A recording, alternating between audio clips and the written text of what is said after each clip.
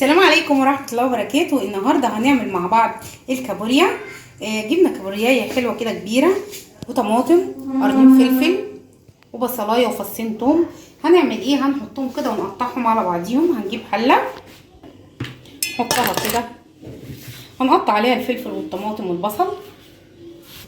بنبتدي بقى حطينا لها اهو، قطعنا لها البصل والطماطم والفلفل والثوم. نبتدي نحط لها حبة ملح وشطه وكمون، حبه كزبره صغيرين.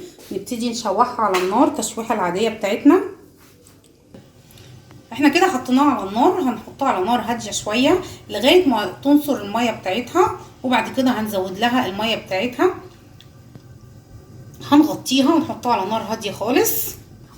هي خلاص كده زي ما انتم شايفين. هنبتدي نحط لها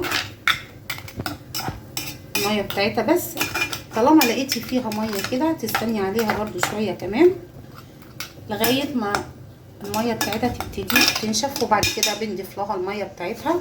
الشوربه بتاعتها تجنن، ما ترميهاش، هي بتتشرب مع الرز او ممكن تشربيها كده لوحديها مع عيش ناشف.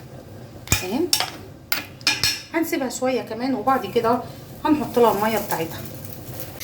احنا حطينا لها ميه يا دوب غطيتها اهي زي ما انتم شايفين. احنا عملناها طبعا بواحده بس، مرضناش نعمل كميه كبيره، قلنا نعمل على قد التصوير. حطينا الميه غطيتها يا دوبك اهو. هنبتدي بقى نغطي عليها ونسيبها لما تستوي. احنا كده فتحنا عليها النار، هي كده خلاص استوت. طب هنعرف منين ان هي استوت؟ بندوق الشوربه بتاعتها لما نلاقيها اخده نفس الطعم بنعرف ان هي استوت. طبعا زائد الخضار اللي حواليها، يعني الطماطم والبصل والثوم والفلفل، لما تحسوا ان هو دبل. طبعا احنا هنا كسرناها من هنا اهو عشان نعرف هي استوت ولا لا. اهي استوت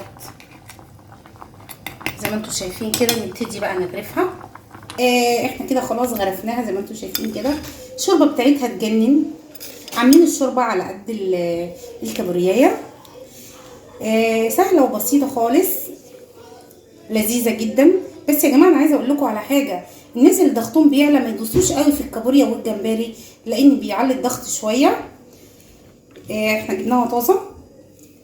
لو عجبك الفيديو اشتركي في القناه وفعلي الجرس عشان يصلك كل جديد. ما تنسيش اللايك والشير، دعميني عشان اعمل لك كل يوم جديد. السلام عليكم ورحمه الله وبركاته.